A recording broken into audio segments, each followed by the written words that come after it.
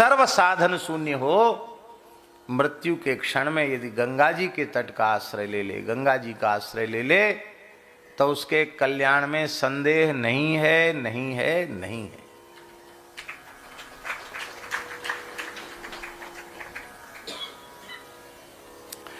गंगा जी के तट की एक एक योजन की भूमि तीर्थ होती है। योजन माने 4 कोस। गंगा जी की धार जहां से बह रही है वहां 4 कोस ये तट, 4 कोस वो तट, माने 12 किलोमीटर इधर और 12 किलोमीटर उधर। और वर्षा काल में जहां गंगा जी का जल आ जाता है उसको गर्भ कहा जाता है। उसको क्या कहा जाता है? गंगा जी का गर्भ। यहां वर्षा काल में जहां तक जल आ जाता है, अब हमें पता नहीं यहां तक जल आता है वर्षा काल में कि नहीं आता, कभी कभी आ जाता है। ये पीपल के नीचे तक आ जाता होगा।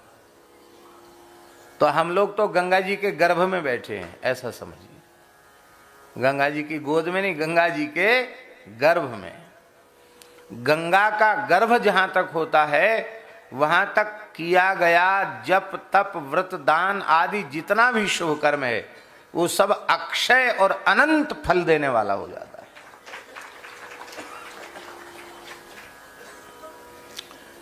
आह, गंगा जी की बड़ी अद्भुत महिमा है।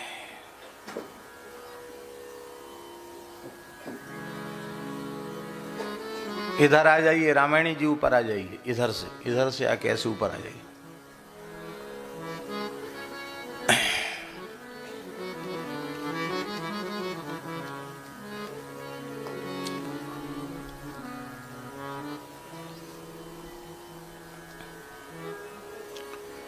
गंगा जी की बहुत भारी महिमा है। इतनी महिमा है गंगा जी की कि यदि महाभारत से लेकर सभी पुराणों में गंगा जी के महिमा संबंधी वाक्यों का संकलन किया जाए तो एक मोटा ग्रंथ तैयार हो जाएगा गंगा जी की महिमा का। इतनी गंगा जी की महिमा। आप विचार करो, वर्ष में एक बार गंगा जी में गोता लग जाए, रोज रोज नहीं, एक बार, वर्ष में एक बार गंगा जी में गोता लग जाए, स्नान हो जाए। पर जैसे स्नान करना चाहिए उस पद्धति से, अशुद्ध वासी शरीर गंगा जी में स्नान नहीं कराना चाहिए। पहले बढ़िया से घर पर जहां आपका निवास है वहां बढ़िया से स्नान कर लो, पूरा स्नान करके पवित्र वस्त्र धारण कर लो। इसके बाद गंगा जी के तट पर जाओ। पहले गंगा जी को शरीर में तेल लगाकर स्नान करने से गंगा जी के स्नान का पुण्य नष्ट हो जाता है। धन्यवाद। तेल लगा के भी नहीं नहाना गंगा जी में। यहाँ ये बहुत अच्छे संत हैं और इनको हम समझते गोस्वामी तुलसीदास जी की पूरी 12 ग्रंथावली इनको कंठस्थ है। रामचरितमानस भी आद्योपांत और सब बहुत अच्छे मानस जी के मर्मज्ञ हैं। ऐसे ऐसी विभूतियाँ ऐसी छुपी रहती हैं, पता ही नहीं चलता। अब ऐसी साधारण वेशभूषा है, ऐसे चुपचाप आके कहीं भी, अब तो हमारी नज़र पड़ गई आप पर। विराजे श्री वृंदावन बिहारी लाल की जय। शरीर में तेल नहीं लगावे, गंगा जी में सावन नहीं लगावे, गंगा जी में पवित्र होके जाए, साष्टांग प्रणाम करे। पहले माताएं पंचांग प्रणाम करें, पुरुष वर्ग साष्टांग प्रणाम करे और सबसे पहले दाहिने हाथ से गंगा जी का जल लेकर अपने मस्तक पर लगावे। ये भगवत स्वरूप हैं, इनमें पहले मस्तक पर जल का स्पर्श हो, नेत्रों से जल लगावे, फिर संभव हो तो आचमन प्राणायाम करे, पवित्र हो। यदि योग्यता होवे तो संकल्प कर ले, हैं? संकल्प जो पढ़ते हैं स्नान के पूर्व संकल्प पढ़ ले। मान लो नहीं तो ऐसी भगवान का नाम लेकर भीतर से संकल्प कर ले। भगवान तो सब भाषा समझते हैं, उनको कोई ये थोड़ी कि आप जब पूरा विष्णु विष्णु विष्णु बोलोगे तभी भगवान राजी होंगे। यदि वो योग्यता भगवान ने दी है तो उसका भी प्रयोग कर लो, और नहीं तो ऐसे ही मानसिक संकल्प करो, हे भगवती गंगा, आप भगवान के चरणों से प्रकट भई हैं, आप हमें भगवान के चरणों में पहुंचाने में समर्थ हैं, आप कृपा करें, आप हमारे हृदय में दिव्य भगवत प्रेम का प्रवाह प्रकट कर दें। भगवान के प्रेम की याचना श्री गंगा जी से करें। सीताराम चरण रति मोरे, अनुदिन बढ़ो अनुग्रह तोरे। फिर गंगा जी में गोता लगाओ, शरीर मलो नहीं, कुल्ला आदि न करो। फिर तट के बाहर आकर गीले वस्त्र अलग करो, गंगा जी के जल में उन वस्त्रों को नहीं निचोड़ो, और शरीर को सूखे तौलिए से नहीं पोंछो। गंगा जी का जल शरीर पर ही सूखना चाहिए, पोंछने से भी गंगा स्नान का पुण्य नष्ट हो जाता है।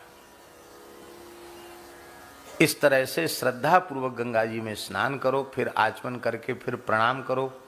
तुलसी फूल चंदन हो तो गंगा जी को अर्पित करके पूजन कर लो, नहीं मानसिक पूजन कर लो, प्रणाम कर लो। सर्वोपचारार्थे नमस्कारम निवेदयामि, इतना भी कर लो तो गंगा जी प्रसन्न हो जाएंगी। और इस प्रकार से श्रद्धा पूर्वक आपने यदि वर्ष में एक बार गंगा स्नान कर लिया तो एक वर्ष के भीतर शरीर कहीं भी छूट जाए, आप अधोगति को नहीं जाएंगे, आप उत्तम गति को जाएंगे। गंगा के एक बार स्नान का प्रभाव शरीर पर एक वर्ष तक रहता है। कितने समय तक रहता है? एक वर्ष तक। पर इस बार पता नहीं हमारा क्या दुर्भाग्य है कि हम 2 दिन तो गंगा जी में ठीक से स्नान कर पाए, लेकिन अब गंगा जी में स्नान तो गंगा जल से स्नान तो कर रहे हैं, लेकिन गंगा जी में जैसे खूब ज़्यादा गोता लगाते थे वो काम नहीं हो पा रहा है। कुछ ऐसे ही शरीर में ऐसी स्थिति हो गई कि नहीं चाह कर भी गंगा स्नान नहीं कर पा रहे हैं। अब फिर आना है ना, यहाँ कब आना है गंगा जी के तट पे? यहीं आना ना, मई में आएंगे तो फिर गंगा जी में फिर स्नान करेंगे। क्या है जी? जय हो जय हो। तो गंगा जी हैं, जब योग बनावे हमें तो गंगा जी की बड़ी कृपा है। गंगा जी किसी न किसी बहाने अपने चरणों में बुला ही लेती है। तो गंगा जी की अनुपम महिमा है। गंगा जी का आश्रय ले रखा है परीक्षित जी ने। तो तुम्हारे कल्याण में संदेह नहीं, कुछ मत करो, पड़े रहो गंगा जी के तट पे तो भी कल्याण तो हो ही जाएगा। दूसरी बात यह है कि तुमने अपने चित्त की वृत्ति को शरीर संसार से हटाकर पूरी तरह भगवान में लगा दिया है।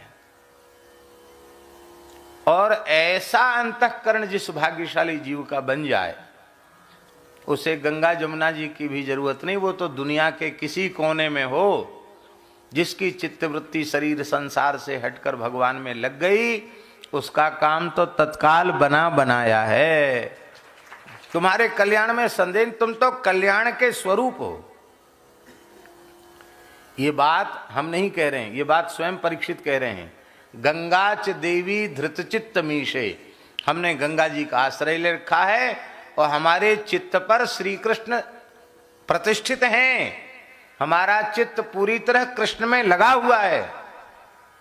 शरीर संसार में हमारा मन नहीं है। आशा जाकी जहां बसी तहां ताही को वास।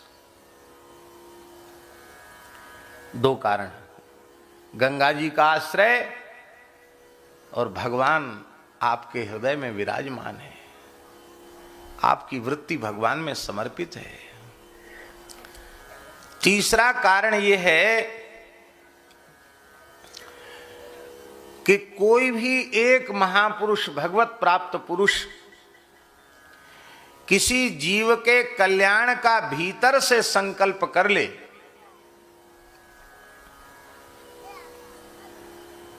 तो वह जीव सर्व साधन शून्य हो तो भी उस जीव के कल्याण में संदेह नहीं।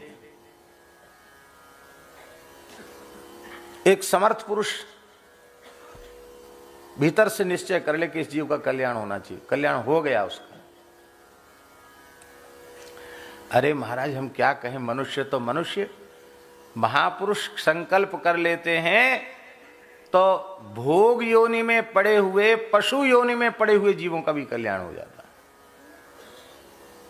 आप सोचो,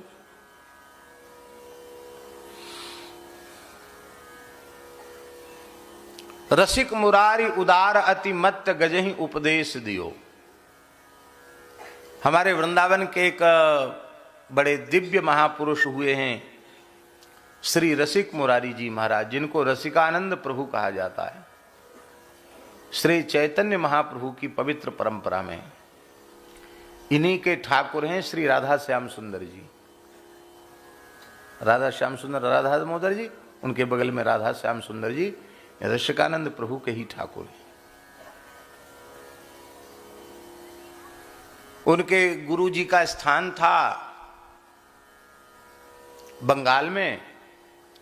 मुसलमानों का काल तो था ही, मुगल शासन था, तो वहाँ बंगाल का जो नवाब था, मुस्लिम नवाब, उसने ठाकुर जी की सारी भूमि को उसने छीन लिया था। पहले राजाओं ने, हिंदू राजाओं ने भूमि दी थी ठाकुर जी को, वो सब उसने छीन ली। अब हजारों की संख्या में गाय थी उन संत के पास, और संत भी बहुत थे, तो बड़े दुखी हो गए वो कि भगवान की वस्तु छिन गई, और फिर इतनी गाय, इतने संत, इतने ब्राह्मण, इनका क्या होगा। उन्होंने अपने शिष्य रसिक मुरारी जी को बुलवाया और वो वहाँ पहुँचे तो बोले हम नवाब से बात करेंगे। तो नवाब बड़ा दुष्ट था, उसने क्या किया, उसके हाथी था, नवाब के हाथी बहुत विशेष हाथी था, और उस हाथी को नशा पिला के पागल कर दिया गया और उस खूनी हाथी को इनके ऊपर छोड़ दिया गया। पहले पालकी भेज के बादशाह ने, नवाब ने बुलवाया, और पालकी में बैठ के रसिकानंद प्रभु आए, और वो पहले से कहारों को पता था कि हमें क्या करना है। हाथी चिंगाड़ता हुआ आया, पागल हाथी, और तुरंत वो डोली पालकी छोड़ के चले गए, भाग गए। एक तो हाथी, फिर उसको अशुद्ध वस्तु पिला करके उसकी बुद्धि को पागल कर दिया गया, तो स्वाभाविक वो मार डालेगा इसको और हमारा कंटक कट जाएगा। लेकिन आप पालकी से बाहर उतर करके खड़े हुए, आपकी करुणा भरी दृष्टि उस हाथी पर पड़ गई। पता नहीं कौन से पाप किए होंगे, तब तो हाथी की योनि में गया, दुष्टों की संगति में रहा। इस बेचारे को क्या पता कि मदिरा पीने की चीज है कि नहीं, घड़े घड़े मदिरा पिला के इसको पागल बना दिया गया है। इसके ऊपर भगवान की कृपा होनी चाहिए। उनका हृदय भरा आया करुणा से, और उन्होंने केवल मुस्कुराते हुए कहा, हाथी चिंगाड़ रहा था, कहा कृष्ण कृष्ण कहो छाड़ो गज तन तम। इस हाथी के शरीर का तमोगुण त्याग दो, कृष्ण कृष्ण कहो। क्या कहा? कृष्ण कृष्ण कहो, हाथी की योनि का तमोगुण छोड़ दो। एक समर्थ पुरुष की वाणी प्रकट हुई और उसका तमोगुण पता नहीं कहाँ चला गया। उस हाथी को कई जन्मों की सुधि आने लग गई, और अब वह रो पड़ा अपने पाप कर्मों की याद करके। उसको रोते हुए देखकर आपने बड़े स्नेह से उसके आंसू पोंछे, उसके सिर पर अपना हाथ पधराया और कहा, कोई बात नहीं, तुम्हें अपने किए हुए का पश्चाताप है तो तुम्हारे सब पाप अब नष्ट हैं। कृष्ण बड़े करुणामय हैं, भगवान पतित पावन हैं। अब तो हाथी अपनी भाषा में रोकर बोला, महाराज मैं आपकी शरण में हूँ, अपनी सूंड से महाराज के चरण की रज उसने लेकर अपने मुख में डाली, मस्तक पर लगाई। संत ने कृपा की, कान में भगवान का नाम सुनाया, गले में तुलसी धारण कराई और उसको शिष्य बना लिया हाथी को। उसका नाम रखा गज गोपाल दास। क्या नाम रखा? उसका नाम रखा गज गोपाल दास। और वे गज गोपाल दास भी सिद्ध महात्मा हो गए। और एक विशेष बात है, वो जमात चलती थी ना रसिक मुरारी जी की, उस जमात का महंत भी उसी को बना दिया बाद में। बोले भाई महंत सबसे मजबूत होना चाहिए, तो किसी और साधु को महंत नहीं बनाया, उस गज गोपाल दास हाथी को ही जमात का महंत, सब संप्रदाय के लोगों को बुलाकर चादर विधि उसी की कर दी। महंत जी महाराज। कहाँ है जमात के महंत? कौन है? बोले ये है महंत जी महाराज। आप सोचिए, पशु पक्षी भी संत की कृपा करुणा भरी दृष्टि पाकर धन्य हो जाते हैं। और हे परीक्षित, तुम कितने भाग्यशाली हो। पूरे ब्रह्मांड की विशिष्टतम विभूतियां एक साथ यहां बैठी हैं और सबके सब संकल्प करके बैठे हैं। जब तक परीक्षित को भगवान श्री कृष्ण के चरण कमल प्राप्त नहीं हो जाते, तब तक हम लोग यहां से हिलेंगे भी नहीं। इतने संतों ने तुम्हारे कल्याण का संकल्प कर लिया है, तुम्हारे कल्याण में संदेह कहां है?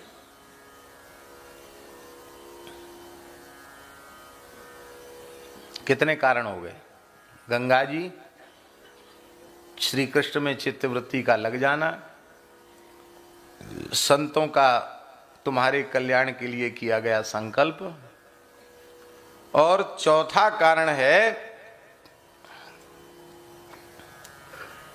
भक्तों के वंश में जन्म। चौथा कारण क्या है? भक्तों के वंश में जन्म, ये चौथा कारण है। प्रहलाद जी ने भगवान नरसिंह से कहा कि आप ज्यादा ही पीछे पड़े हैं कि कुछ न कुछ मांग लो, तो ऐसा करो कि हमारे पिताजी ने आपका बहुत अपराध किया, निंदा की है, तो उनकी सदगति हो जाए। भगवान हंसने लगे। भगवान ने कहा, अरे प्रहलाद, तुम्हारे जैसा भक्त पुत्र जिस घर में जन्म ले ले, त्रिसप्तभि पिता पूतः पितृभि सहते नघ, यत साधो से कुले जातो भवान वही कुल पावना। 21 पीढ़ी तर जाती हैं और तुम तो कुल पावन हो। केवल प्रहलाद जी के जैसा भक्त प्रकट हो जाए तो 21 पीढ़ी तर जाती हैं। और प्रहलाद चरित्र कहने के बाद नारद जी ने कहा है कि गृहस्थ भक्तों में प्रहलाद जी से श्रेष्ठ भक्त नहीं। हे पांडवों, तुम उनसे भी अधिक भक्त हो, प्रहलाद जी से अधिक भक्ति है तुम्हारी। और विरक्त भक्तों में नारद जी से श्रेष्ठ कोई भक्त नहीं। नारद जी कहते हमसे भी अधिक भाग्यशाली हो तुम लोग। सप्तम स्कंद में 2 बार नारद जी ने यह बात कही। यूयम न लोके बत भूरि भागा, लोकम पुनाना मुनयो भयंती, येषाम गृहाना वसतीति साक्षात, गूढ़म परब्रह्म मनुष्यलिंगम। इतने भक्त, एक प्रहलाद जी जैसा भक्त हो जाए तब कल्याण हो जाता है 21 पीढ़ी का। और यहां तो तुम्हारी दादी कुंती भक्त, द्रौपदी भक्ता, तुम्हारी माता उत्तरा भक्ता, तुम्हारे पिता अर्जुन भक्त, युधिष्ठिर भक्त, नकुल भीमसेन, सब कुछ भक्त ही भक्त, पूरा खानदान भक्त है। और तुम स्वयं मेरे प्राण प्यारे भक्त हो, तो तुम्हारे कल्याण में संदेह कहां? 5वां कारण, जिस जीव को भगवान का साक्षात्कार हो जाए उसका परम कल्याण हो जाता है। इतना ही नहीं, भगवत साक्षात्कार संपन्न जो महापुरुष हैं, उनसे जिसका संपर्क संबंध हो जाता है, संवाद हो जाता है, उसका भी कल्याण हो जाता है। हमने प्रामाणिक लोगों से सुना है कि कई बार सामान्य से सामान्य जीवों के साथ भी सेठ जी बातचीत कर लेते थे। क्यों कर लेते थे? बोले सेठ जी के मन में वह भी करुणा का भाव था कि हमसे इसकी बातचीत हो जाएगी, इस नाते से भी ठाकुर जी की कृपा इसको प्राप्त हो जाएगी, इसका कल्याण हो जाएगा। ऐसे सत्पुरुष थे वो।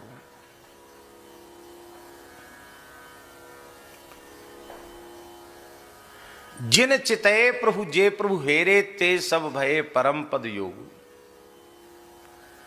और परीक्षित इतने भाग्यशाली हैं महाराज।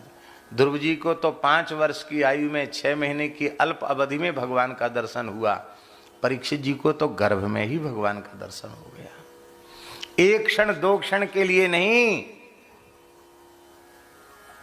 9 महीने तक भगवान का दर्शन गर्भ में किया परीक्षित जी ने। और जब गर्भ के बाहर आए तो ब्रह्मास्त्र के प्रभाव से एक बार तो मृत्यु हो गई थी।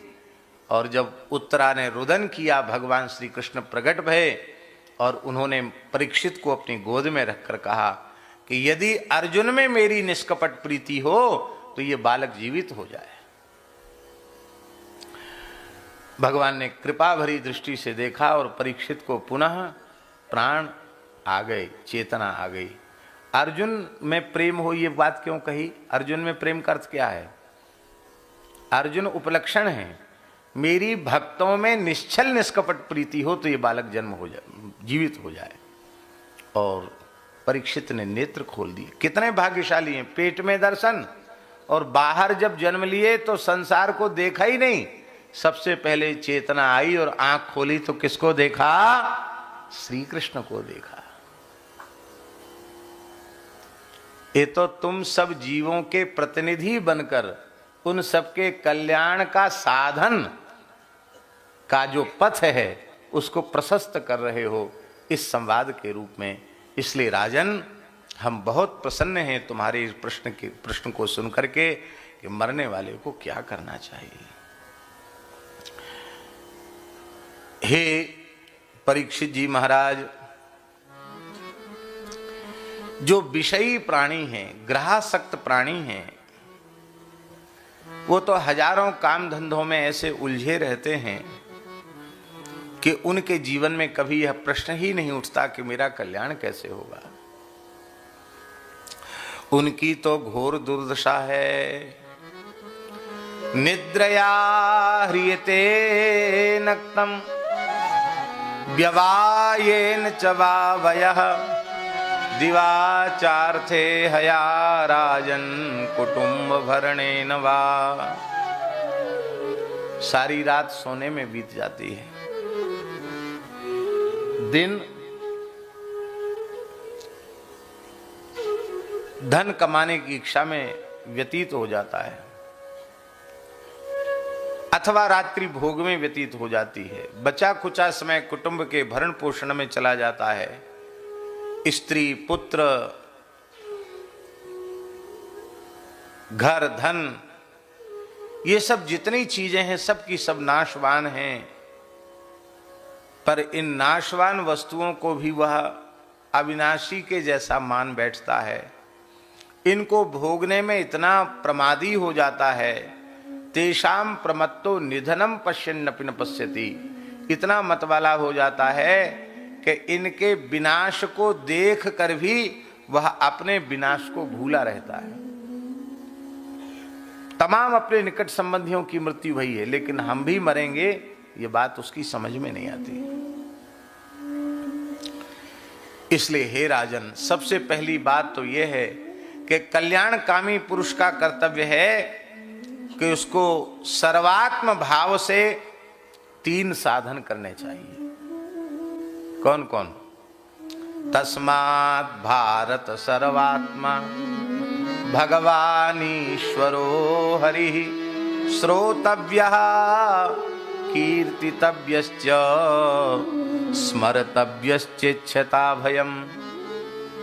भगवान की कथाएं सुननी चाहिए, भगवान के नामों का संकीर्तन करना चाहिए, भगवान की नाम रूप लीला का कीर्तन करना चाहिए और भगवान का चलते फिरते उठते बैठते सोते खाते पीते जगते हर समय भगवान के पवित्र नाम का स्मरण करना चाहिए। ये 3 साधन, श्रवण, कीर्तन और स्मरण। हे राजन, मनुष्य जन्म का इतना ही फल है कि चाहे ज्ञान मार्ग पर चलकर अथवा भक्ति मार्ग पर चलकर अथवा स्वधर्म निष्ठा के मार्ग पर चलकर के ऐसी उपलब्धि प्राप्त कर ली जाए कि मृत्यु के क्षण में शरीर संसार की स्मृति न हो, मृत्यु के क्षण में भगवान की याद आ जाए, ऐसा साधन कर लेना चाहिए। देखो, मरने के समय याद किसकी आती है? बहुत ध्यान से सुने।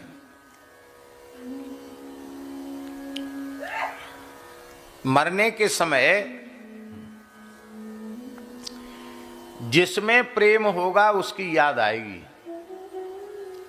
आपकी जिसमें प्रीति होगी उसकी याद आपको आएगी मरते समय। धन में प्रीति होगी तो धन की याद आएगी, स्त्री में प्रीति होगी तो स्त्री की याद आएगी, पुत्र में प्रीति होगी तो पुत्र की याद आएगी। जो आपका प्रिय होगा वही आपको मरते समय याद आएगा। यदि भगवान में प्रियता हो जाएगी तो मरते समय केवल भगवान ही याद आएंगे और कोई याद नहीं। सारे साधनों का फल यही है, चाहे ज्ञान मार्ग पर चलो, चाहे भक्ति मार्ग पर चलो, चाहे स्वधर्म निष्ठा के मार्ग पर चलो, अंतिम क्षण में शरीर संसार की स्मृति न होकर भगवान की स्मृति होनी चाहिए। तो अंतिम क्षण में कैसे स्मृति होगी? आज से, अभी से भगवान के स्मरण का पक्का निश्चय कर लो तो अंतिम क्षण में भी भगवान की स्मृति हो जाएगी, इसमें संदेह नहीं है। मान लो कथनचित मृत्यु के क्षण में सन्निपात के कारण, बात पित्त कफ के दोष के कारण और हमारी वाणी रुक गई और हम मूर्छा में चले गए, कोमा में चले गए। अब तो हम कैसे करेंगे? तो क्या दुर्गति हो जाएगी? भगवान ने स्वयं कहा है, बात पित्त कफ आदि के दोष के कारण मेरे नाम का आश्रय लेने वाला भक्त यदि मृत्यु के क्षण में मेरी याद नहीं कर पाता है तो मैं स्वयं उसके नाम का स्मरण करके अपने धाम को से ले जाता हूं।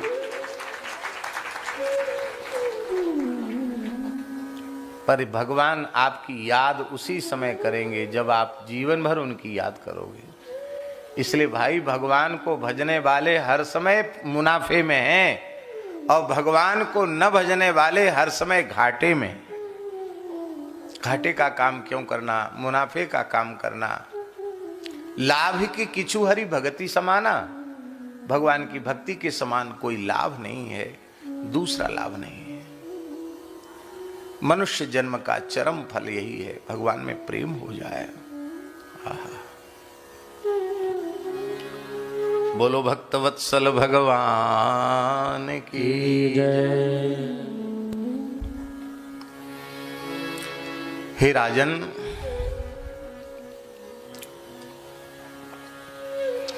एतन्निर्विद्यमानानां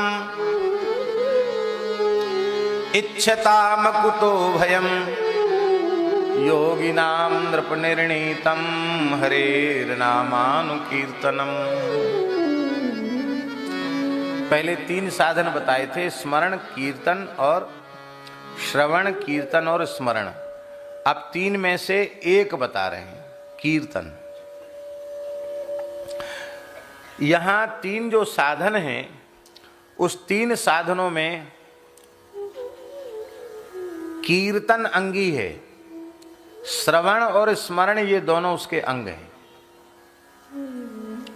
श्रवण का फल कीर्तन और स्मरण का फल भी कीर्तन। बहुत ध्यान से सुने। श्रवण में 1 गुना लाभ है श्रवण का, और मान लो आपने ठीक से नहीं सुना तो लाभ नहीं है। सावधानी पूर्वक प्रमाद रहित होकर सुनोगे तो श्रवण का लाभ मिलेगा। स्मरण में भी यही बात है। स्मरण करेंगे तो स्मरण करते समय आपको स्मरण का लाभ मिलेगा, स्मरण कर्ता को स्मरण का फल मिलेगा, लाभ मिलेगा, दूसरे को नहीं मिलेगा।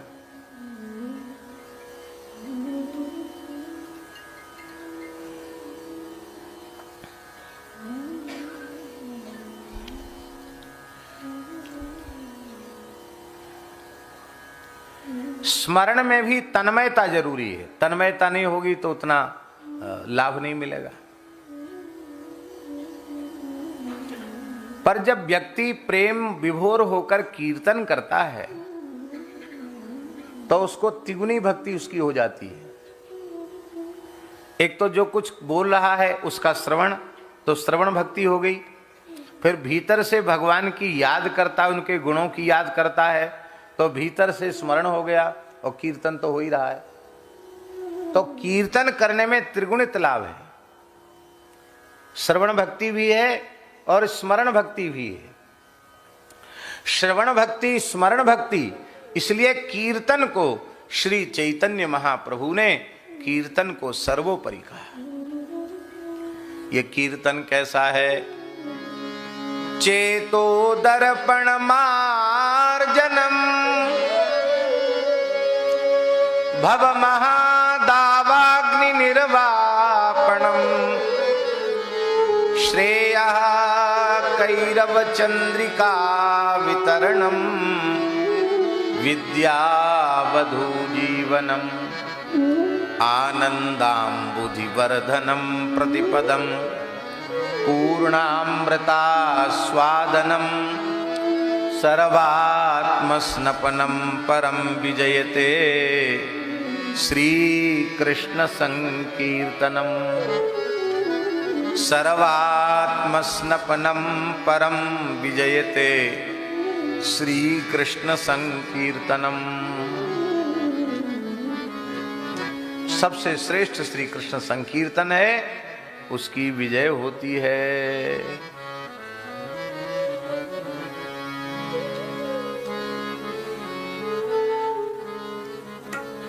कीर्तन शब्द है और कीर्तन शब्द में सम उपसर्ग लग गया तो बन गया संकीर्तन, संकीर्तन। अनुस्वार का उच्चारण जो है परवर्ती वर्ण के अनुसार होता है। तो क है ना, तो कवर्ग का अनुनासिक वर्ण क्या है? ङ, का खा गा खा ङ के जैसा उच्चारण संकीर्तन, संकीर्तन। कीर्तन तो है कीर्तन, और संकीर्तन क्या है?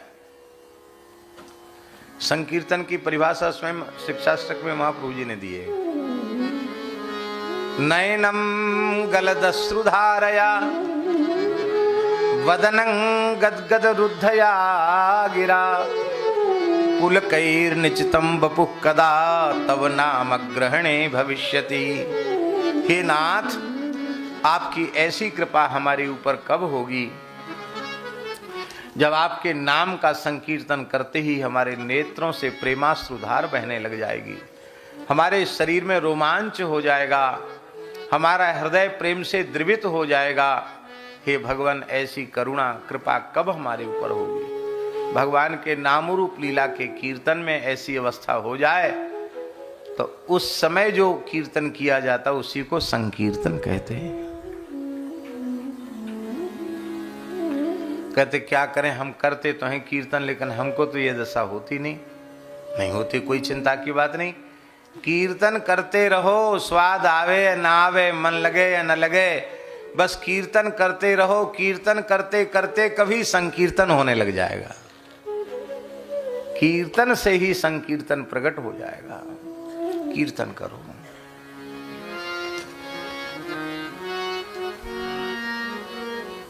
आहा, एतन् निर्विद्यमानानाम् इच्छतामकुतो भयम् योगिनां नृपनिर्णीतम् हरेर्नामानुकीर्तनम्। सृष्टि के संपूर्ण महात्माओं ने, योगियों ने एक साथ बैठकर यह निर्णय कर दिया है कि जीवों के कल्याण का सबसे श्रेष्ठ साधन है संकीर्तन। ये जो संत वाणी का जो गायन होता है वो संकीर्तन ही तो है। श्री गुरु ग्रंथ साहब का जो पाठ होता है वो कीर्तन ही है ना। उसमें तीनों चीजें, श्रवण भी है, भीतर से स्मरण भी है और कीर्तन तो है ही। और वो कीर्तन करते करते फिर शरीर में प्रेम के लक्षण अपने आप प्रकट होने लग जाते हैं।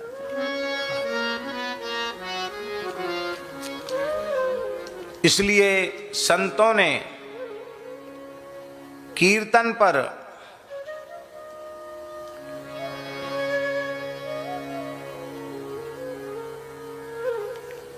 बहुत जोर दिया है। जय जय श्री राधे गोविंद, जय जय गोपाल, जय जय गोविंद, जय जय गोपाल, जय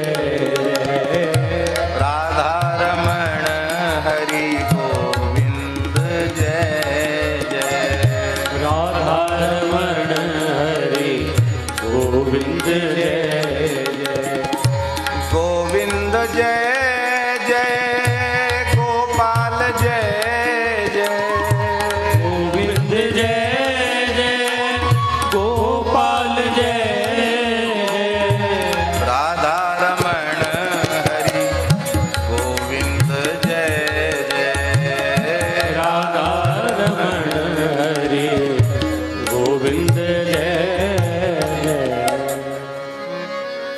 श्री श्रद्धेय श्री भाई जी का पद रत्नाकर में एक बहुत सुंदर, वैसे तो पद रत्नाकर है, समुद्र ही है, सब कुछ है उसमें, लेकिन कीर्तन के बहुत अच्छे अच्छे, नाम महिमा के बहुत अच्छे अच्छे पद हुए गए हैं जो होंगे आगे, तेई गनियत बड़ भागी।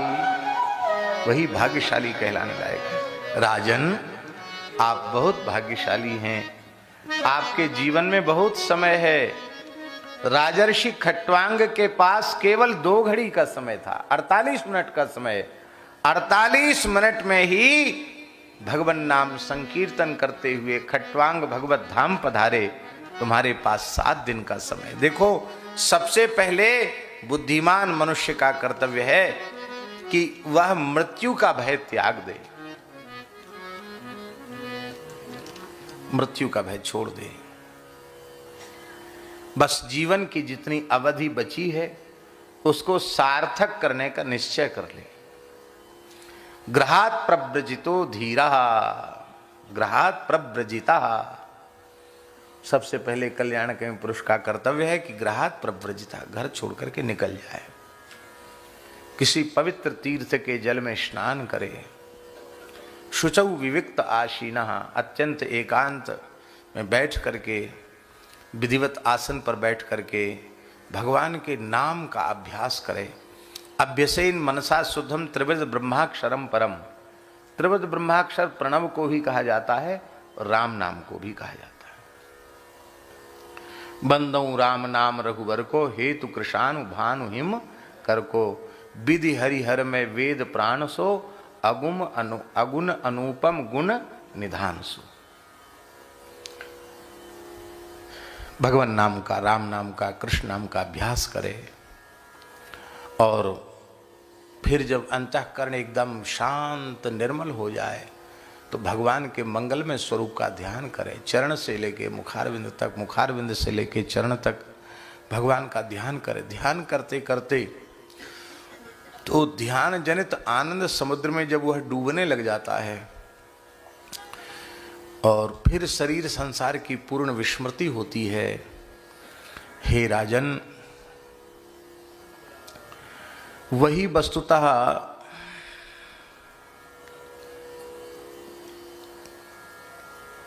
कल्याण की अवस्था है। ध्यान में ऐसी स्थिति आ जाए तो समझ लेना कि हाँ, कल्याण की स्थिति हो गई। ध्यान इसलिए आवश्यक है क्योंकि रजोगुण और तमोगुण की निवृत्ति ध्यान से बहुत जल्दी होती। नाम जप तो करना चाहिए, लेकिन साथ में रूप का चिंतन, लीला का ध्यान, स्वरूप का चिंतन, इस ध्यान से रजोगुण तमोगुण की बहुत जल्दी निवृत्ति होती है। और रजोगुण तमोगुण की निवृत्ति होती, ज्यों ज्यों सत्वगुण बढ़ता चला जाता है, त्यों त्यों वो भगवत प्राप्ति के पथ पर तीव्रता से चलने लग जाता, अग्रसर होने लग जाता है।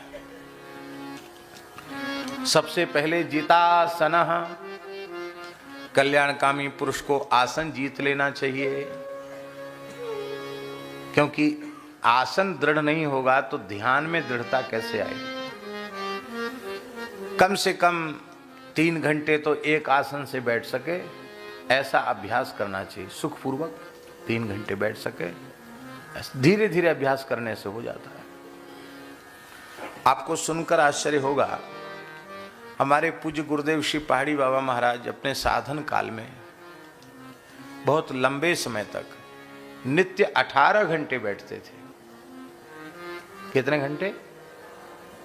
एक आसन से पाषाण प्रतिमा की तरह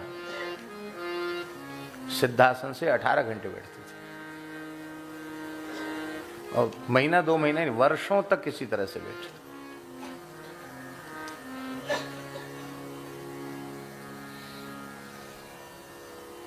हम लोग घंटा भर भी नहीं बैठ पाते।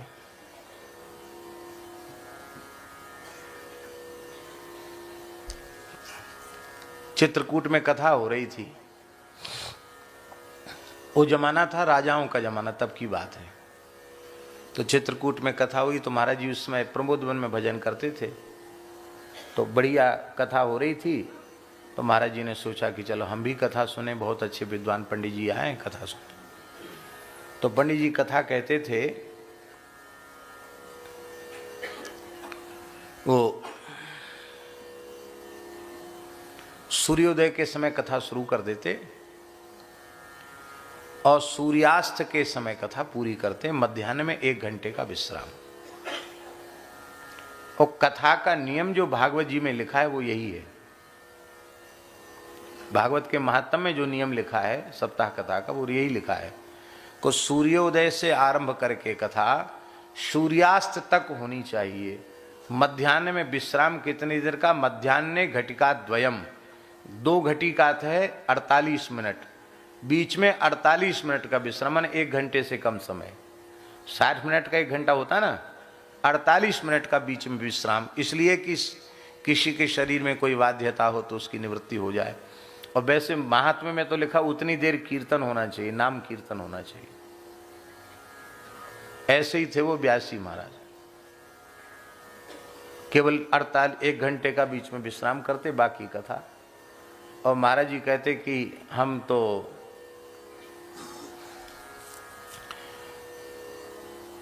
सुविधा की दृष्टि से बिजावर की रानी कथा करा रही थी। बिजावर स्टेट है, थी मध्य प्रदेश में, अभी भी है, अब तो स्टेट खत्म हो गई। तो बिजावर के राजा रानी कथा करा रहे थे बुंदेलखंड की। और महाराज जी एक वृक्ष के पास बैठ जाते, तो अब उनको तो उठना नहीं,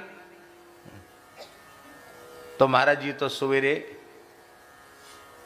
परिक्रमा करते हुए आते और ठीक 4 बजे आसन लगा के बैठ जाते। सवेरे आसन लगा के बैठते तो रात्रि को 8 बजे तक बैठे रहते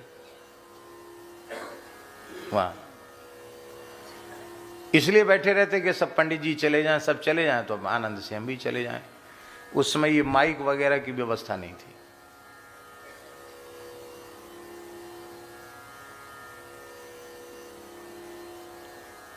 तो जिस दिन जन्म था उस दिन पंडित जी बोले हम बाबा जी उठ जाएंगे तभी जाएंगे हम। तब वो वहीं बैठ कर रुक गए और महाराज जी जब उठे तो उन्होंने साष्टांग प्रणाम किया। अरे व्यासी आप क्या कर रहे हो?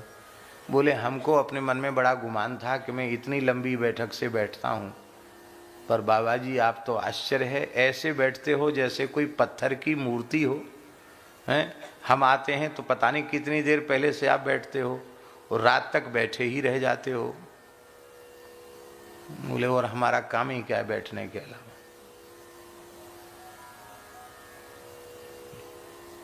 जितासन, ठीक से गुरुजनों की कृपा से सिद्धासन का जो ठीक प्रकार है वह किसी को आ जाए और 3 घंटे सिद्धासन की जो पद्धति, उस पद्धति से 3 घंटे सिद्धासन लग जाए तो समाधि हो जाएगी उसकी। 3 घंटे सिद्धासन में समाधि हो जाती है, बात बिल्कुल पक्की है, इसमें संदेह नहीं है। पर ठीक से सिद्धासन लगता नहीं।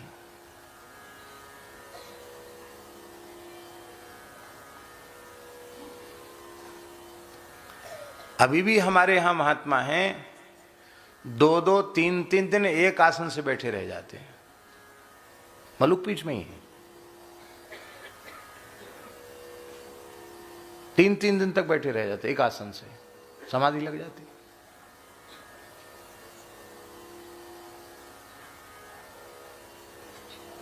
और हम समझते हैं कि ब्रज में उनको 50-60 वर्ष तो हो गया होगा ब्रज में उनको। 12 मास का नियम, रात्रि को 1:30 बजे उठ जाना, 1:30 बजे स्नान करके आसन पर भजन पर बैठ जाना। पहले तो सवेरे 8-9 बजे तक बैठते थे भजन में, अब तो रात्रि को 1:30 बजे बैठ जाते हैं, शाम को 5 बजे उठते हैं रोज। आयु हम अनुमान लगाते लगभग 90 के करीब की आयु होगी। पूछा नहीं हमने, लेकिन हमारा अनुमान है कि संभवतः इतनी आयु उनकी होनी चाहिए। हमारे महाराज जी के सबसे पुराने परिकर इस समय के।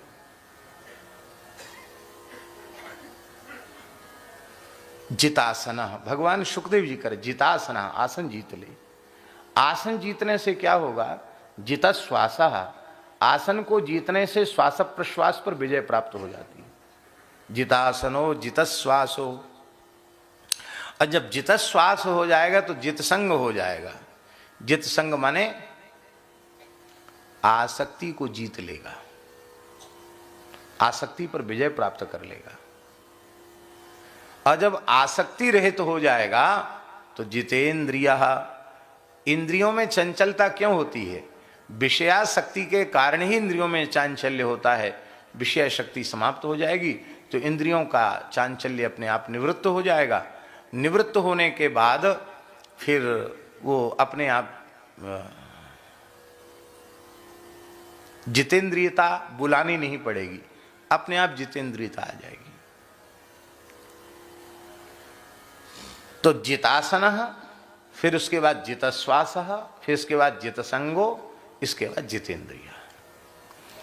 और ये स्थिति आने के बाद स्थूले भगवतो रूपे मनस संधारे धिया, फिर ऐसा भीतर से पक्का निश्चय कर ले कि इस विराट सृष्टि में जो कुछ दिखाई पड़ रहा है यह सब कुछ परमात्मा ही है, भगवान ही है, ब्रह्म ही है।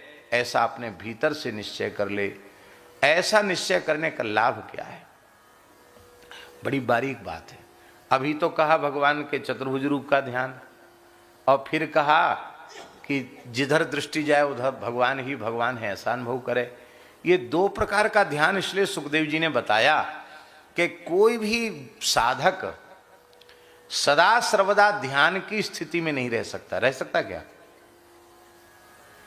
शरीर के व्यवहार के लिए कुछ न कुछ तो बाहर आना पड़ेगा कि नहीं?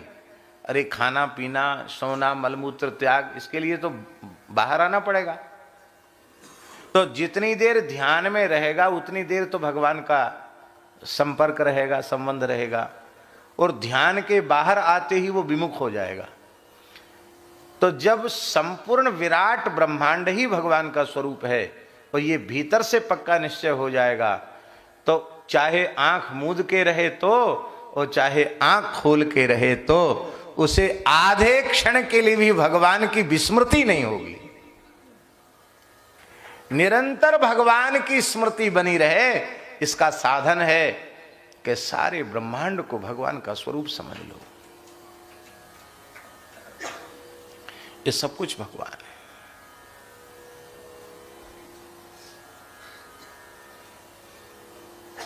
पहाड़ दिखाई पड़े, वाह भगवान विराट पुरुष की अस्थियां कितनी सुंदर है।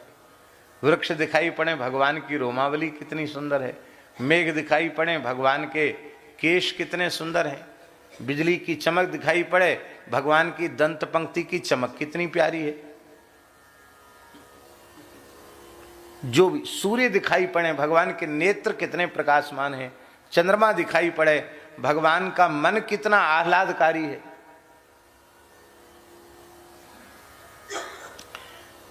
जिधर दृष्टि जाए उधर भगवान का श्रीअंग दिखाई पड़े अथवा भगवान ही दिखाई पड़े। नदी के रूप में भगवान, समुद्र के रूप में भगवान, वृक्ष के रूप में भगवान, पशु पक्षी के रूप में भगवान, सब कुछ भगवान है। सब कुछ भगवान है। वेद में लिखा है ब्रह्मा नारायणः, शिवश्च नारायणः, शक्रश्च नारायणः, ऊर्ध्वञ्च नारायणः, अधश्च नारायणः। नारायण एवेदग्गुं सर्वं यद्भूतं यच्च भाव्यं। निष्कलो निर्मलो निर्विकल्पो निरंजनो शुद्धो देव एको नारायणो न द्वितीयोस्ति कश्चित्। इत्यादि प्रकार से सब कुछ परमात्मा ही है, ऐसा भगवान वेद ने कहा है। इसलिए दो प्रकार का ध्यान, आंख मूंदें तो भीतर भगवान और आंख खोलें तो बाहर भगवान। हमेशा भगवान की स्मृति बनी रहे, निरंतर भगवान की स्मृति बनी रहे। कितना बढ़िया साधन है। संपूर्णानंद जी महाराज कहते थे कि सारी सृष्टि भगवान है। ये तो अंतिम सत्य हुआ। आप दिन भर में कितने लोगों के संपर्क में आते हैं? क्या 1000 लोगों से संपर्क आप एक दिन में कर पाते हैं? क्या नहीं कर पाते हैं? बातचीत तो नहीं कर पाते इतने लोगों से। जब अरब खरब की सारी सृष्टि भगवान है तो तुम दिन भर में 1500 आदमी से भी मान लो व्यवहार करते हो तो क्या उतने को भगवान नहीं मान सकते? तो संपूर्णानंद जी महाराज कहते थे कि किसी को कहने की जरूरत नहीं है, कहोगे तो लोग तुम्हें पागल समझेंगे। निश्चय कर लो कि सवेरे जगने के बाद 1 घंटे तक जो भी मेरे सामने आएगा, मनुष्य पशु पक्षी कीट पतंग सबको नारायण कहकर हम मन ही मन प्रणाम करेंगे। सो के उठे, पत्नी सामने आ गई, नारायण। पुत्र सामने आया, नारायण। नौकर सामने आया, नारायण।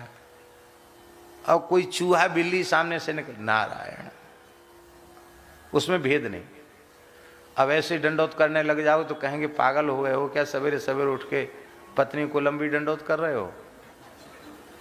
तो वो नाटक नहीं करना। भीतर से किसी को पता ना चले अपना साधन क्या कर रहे हैं हम, नारायण नारायण।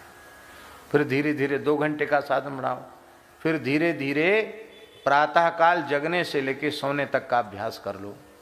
जो भी सामने पड़ेगा, बोले न बोले, परिचित हो अपरिचित हो, नारायण नारायण नारायण कहते ऐसा करो। और जब सूर्योदय से सूर्यास्त का, जगने से सोने तक का अभ्यास हो जाए और तत्परता पूर्वक यह अभ्यास 6 महीना कर लो, तो कहते थे ये मेरा अनुभव है, 6 महीना ऐसा अभ्यास कर लो तो आपको सब भगवान के रूप में दिखाई पड़ने लग जाएगा। और कितना सरल साधन है, कुछ करना नहीं है, केवल नारायण नारायण नारायण भीतर से करना है। इतने से भी हो जाएगा। सहज अभ्यास अथवा राम राम, जो भी आपको जिसमें आपकी सहूलियत हो, राम राम कृष्ण कृष्ण नारायण। उन्होंने जो बात कही वो हम आपको बता रहे, नारायण नारायण नारायण नारायण नारायण। सब भगवान का स्वरूप है। इससे बड़ा लाभ क्या होगा कि गुण दोष की दृष्टि मिट जाएगी। और गुण दोष की दृष्टि मिट जाएगी तो बस यही सबसे बड़ी उपलब्धि है। सर्वत्र भगवान दिखने लग जाएंगे। फिर न कहीं गुण न कहीं दोष, केवल भगवान ही भगवान दिखने लगेंगे। इस प्रकार से यह साधन श्री सुखदेव जी महाराज ने बताया। वैराग्य का भी वर्णन किया और भगवान के स्थूल सूक्ष्म स्वरूप की धारणा, सद्या मुक्ति, क्रम मुक्ति, इनका भी बड़ा सुंदर श्री सुखदेव जी महाराज ने विवेचन किया है। आज हम आ रहे थे तो रास्ते में हमको वो जो गाड़ी चला के लाए, उन्होंने कहा कि आज बालकों में बड़ा उत्साह है, वो सब 2 बजे आ जाएं। बोले छोटे छोटे बालक श्रृंगार करके आने का मन है सबका, छोटे बच्चों का तो भैया 2 बजे से मत बुलाना, नहीं तो वो यहीं सो जाएंगे। अभी थोड़ी देर, अभी तो 2 तो बजने वाला ही है थोड़ी देर में, तो आचार्य जी जब कहें तब उन बालकों का मन रह जाएगा। अब सावधानी से आप लोग श्रवण करें।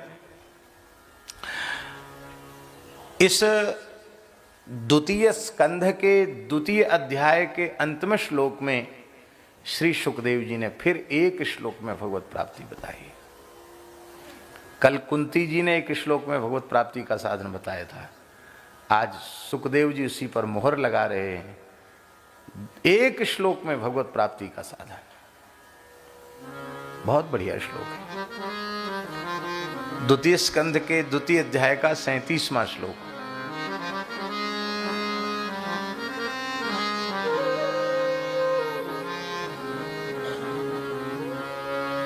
पिबन्ति ये भगवत आत्मनः सतां कथामृतं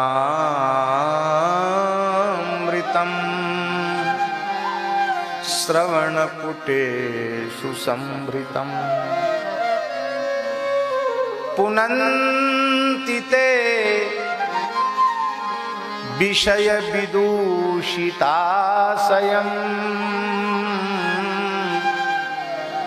ब्रजन्ति तच्चरण सरोरुहान्तिकम्। क्या बढ़िया बात। आहा, जो भाग्यशाली जीव इन अपने कान के पुटकों में दोनों में भर भर कर सत्पुरुषों की वाणी से निश्रित कथामृत का पान करते हैं, वो विषय से अत्यंत दूषित हो रहे चित्र को निर्मल बना देते हैं और उनके निर्मल हृदय में भगवत प्रेम प्रकट हो जाता है और उनका वो ऐसा सद्भाग्य प्रकट हो जाता है कि तदंतिकम चरण सरोरुह व्रजंती, भगवान के चरण कमलों तक वे पहुंच जाते, इसी जन्म में इसी शरीर से भगवान के चरणों तक पहुंच जाते हैं। यहां सताम ये विशेषण है, सत्पुरुषों के मुख से निसृत। ये बार बार जहां कहीं श्रवण की बात कही गई वहां सताम विशेषण प्रायः सब जगह आया है। उसका कारण यही है कि देखिए,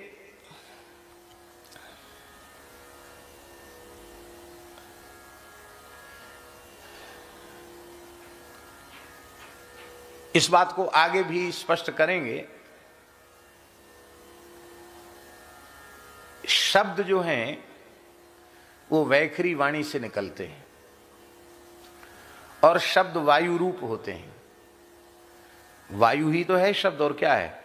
वायु मुख में आई और कंठ, तालु, ओष्ठ आदि के आघात से वर्ण के रूप में प्रकट हो रही है, इसी को वैखरी कहते हैं।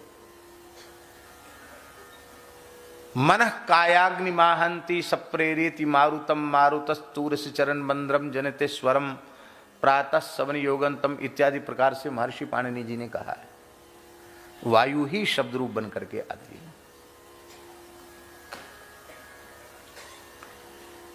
पहले विविदिशा उत्पन्न होती है, विवक्षा, बोलने की इच्छा उत्पन्न होती है। इच्छा बुद्धि में उत्पन्न होती है, मन में इच्छा, बुद्धि में इच्छा उत्पन्न होती है। वो कायाग्नि को प्रेरित करता है, कायाग्नि वायु को प्रेरित करती है, वायु नीचे से चलता है। ये सब भीतर की प्रक्रिया है। और फिर वो सबसे पहले वो वायु, सबसे पहले परा, परा के बाद फिर पश्यंती में, फिर पश्यंती के बाद मध्यमा में, और फिर मध्यमा के बाद वह वायु वैखरी में आती है।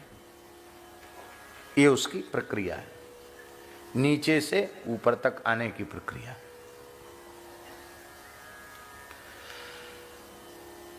विद्वान पुरुष जो होते हैं, रस छंद अलंकार के जानने वाले कुशल वक्ता, उनके वैखरी वाणी से अलंकार युक्त शब्द तो प्रकट होते हैं और वे शब्द वायु रूप हैं, पर उन शब्दों में सुगंध नहीं होती, क्योंकि शास्त्रज्ञ होने के बाद भी उनका चित्त वासनाओं से अत्यंत मलिन हो रहा है। तो उस वासना के दुर्गंध को लेकर के वे शब्द वैखरी के रूप में निकलते हैं। किंतु निर्मलांतःकरण के जो सत्पुरुष हैं, जिनके हृदय में अविचल भाव से भगवान के चरण कमल सुप्रतिष्ठित हैं, उन चरणों का स्पर्श करके जब वो वायु वैखरी के रूप में शब्द के रूप में प्रस्तुत होती है, तो संतों की वाणी से केवल शब्द नहीं निकलते, उन शब्दों के साथ श्री ठाकुर जी के चरण कमल मकरंद की दिव्य सुगंध होती है। वो सुगंध नाक से नहीं सूंघी जाती। उस सुगंध के संबंध में भागवत जी में लिखा है, जिघ्रंति कर्ण विवरैहि हरतुंगतापम। कर्ण विवरैहि जिघ्रंति, कानों से सूंघी जाती भगवान की सुगंध। इसका मतलब क्या है? भगवान के भाव की सुगंध कथा सुनने से ही मिलती है, और कोई साधन नहीं है। हरतुंगतापम। इसीलिए बार बार कहा, सत्पुरुषों की वाणी से सुनो, भगवान के भक्तों की वाणी से सुनो, जिनके हृदय में स्वयं भगवत प्रेम की भक्ति की प्रतिष्ठा नहीं है। वर्तमान समय में बहुत से लोग जैसे तैसे वो सब जगह सुनने वाले लोग भटक जाते हैं।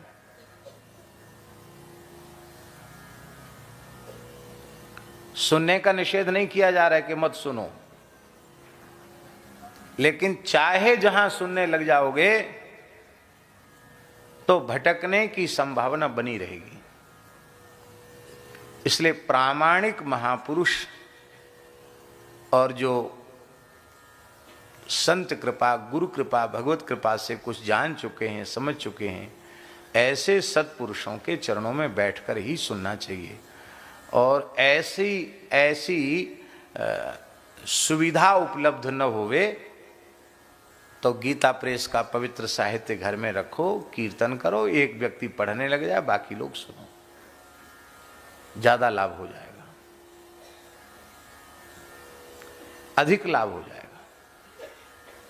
हम मना नहीं करें कि कथाएं नहीं होनी चाहिए, खूब कथाएं हों, लेकिन धीरे धीरे कथाओं में जो स्थिति आ गई है, आप लोग तो बहुत भाग्यशाली हैं और बड़े ऊंचे सत्संगी हैं, बड़ी मर्यादित यहाँ सत्संग की गोष्ठी हो रही है। नहीं महाराज, ऐसी स्थिति हो गई है कि एकदम उत्सव मनाए जाएं, इसकी मनाही नहीं है, लेकिन केवल ताम झाम और तमाशा बनकर रहेगी कथा। वक्ताओं के साथ झांकी वाले भी चलते हैं झांकी वाले। अरे सीधी रासलीला मंडली ले चलो ना, बढ़िया, सबसे अच्छी। एक समय कथा हो, एक समय रासलीला हो, क्या परेशानी है? कथा तो कथा रही आवे।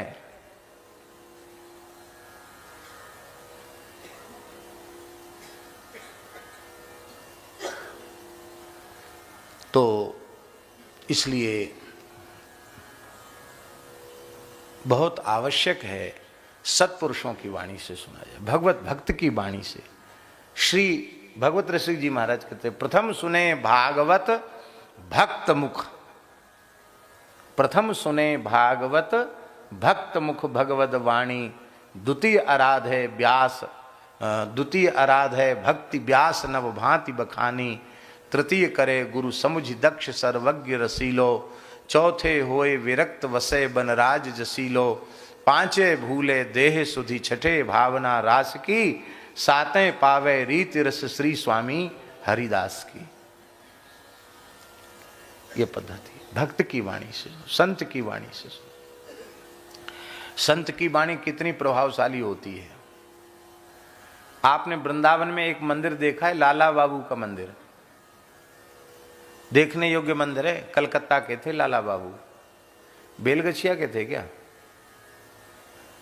बेलगछिया क्षेत्र में भी उनकी कोठी है, शायद वहां के रहे होंगे। बंगाल के बड़े अमीर आदमी थे सेठ लाला बाबू, जिनका मंदिर हमारे मोहल्ले में ही है, पास में ही है लाला बाबू मंदिर। लाला बाबू के मंदिर में कथा हो रही थी। बहुत अच्छे संत थे, निम्बार्क संप्रदाय के बाबा श्री हंसदास जी, उनकी कथा हो रही थी। और वृंदावन में शाह विहारी मंदिर है, टेढ़े खंबा वाला मंदिर। शाह विहारी मंदिर के जो मैनेजर थे, मालिक थे ऐसा समझो, उनकी सिठानी वो कथा में आई। और माइक तो थे नहीं उस जमाने में, बड़े अमीर थे वो लोग, लखनऊ के रईस लोग तो प्रसिद्ध ही हैं। तो वो सिठानी जो आई, वो थोड़ा शरीर भी स्थूल था, गहने खूब पहने हुई थी। तो कथा में आई तो छम छम छम करती हुई आई। तो श्रोताओं का ध्यान आकृष्ट हुआ। हंसदास जी भी वृद्ध संत थे, उनका भी ध्यान आकृष्ट हुआ। उन्होंने देखा तो बड़ा उनको विक्षेप लगा कि कथा में ये क्या। आई थी तो चुपचाप बैठ जाती, पीछे आई और सबसे आगे बढ़ी चली आ रही। आकर प्रणाम किया। लोगों ने महाराज ये सिठानी है बहुत बड़ी, प्रणाम किया। और बाबा जी तो बाबा जी ठहरे, उनके पता नहीं मुंह से क्या निकल गया। हंसदास जी के मुंह से निकला,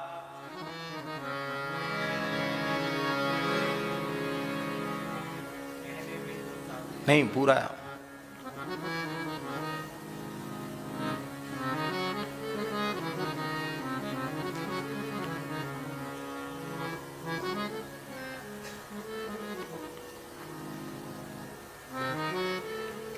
बड़ा सुंदर उनका वाक्य है।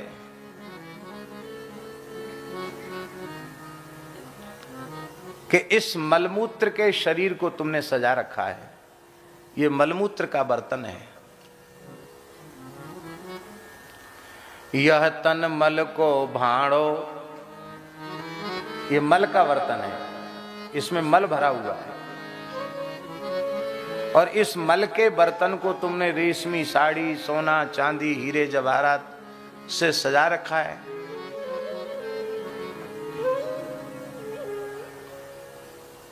क्या करें बाबा जी फिर? बोले गहने बेचो साधु जी मावो, राम भजोरी राणो।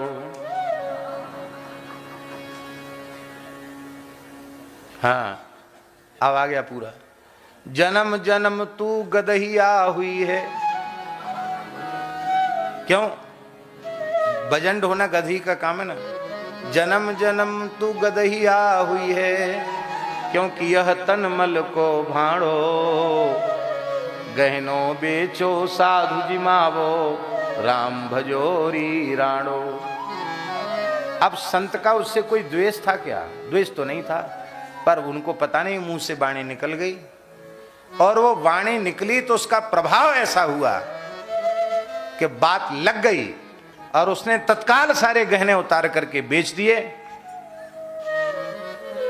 और पूरा झरा भंडारा करके बोले अब मैं वृंदावन के बाहर नहीं जाऊंगी। और महाराज भजन करके सिद्ध हो गई वो बाई।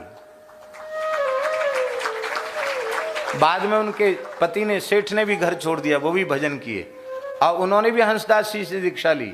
उन्होंने कहा संग संग नहीं रहोगे, क्योंकि आसक्ति नहीं जाएगी तुम लोगों की। तो एक ने गिरिराज जी में रहकर भजन किया तो दूसरे ने बरसाने में रहकर भजन किया और अंत में भजन करते करते ब्रज प्राप्ति की। हमारे कहने का प्रयोजन ये है, संतों की वाणी इतनी प्रभावशाली होती, वे खींच कर भी कुछ कह दें तो उससे भी बात बन जाती। बंदूक की गोली भले ही बेकाम हो जाए, पर संत की बोली बेकाम होती नहीं, बेकार नहीं जाती। वो तो ऐसी ठिकाने पे लगती है कि बस एक बोली में ही काम बन जाता है।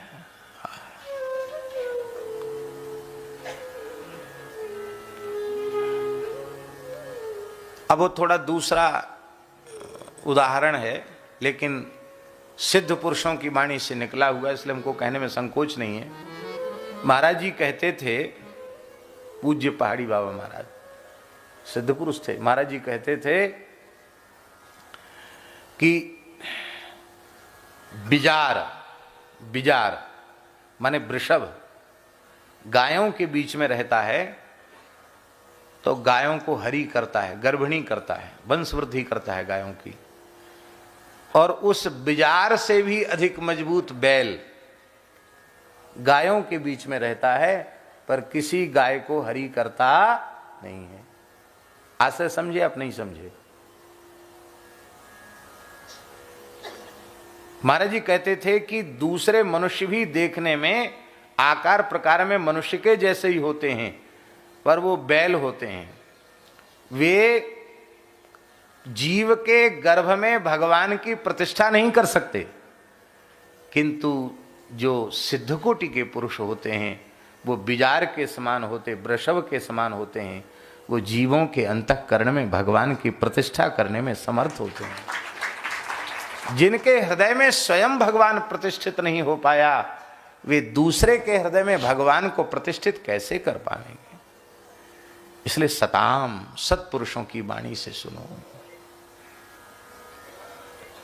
सारी मलिनता समाप्त हो जाएगी। भगवान ने इन कानों को दोनों के आकार का बनाया ही इसलिए है कि हम विचार करें क्यों बनाया, इसलिए कि इसमें भर भर के पिएं।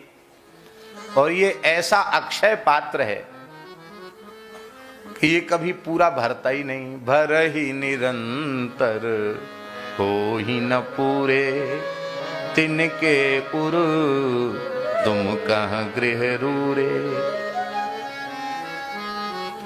जिनके श्रवण समुद्र समाना, कथा तुम्हारी सुभग सरनाना। बरहि निरंतर हो ही न पूरे, तिनके उर तुम कहाँ गृह रूरे।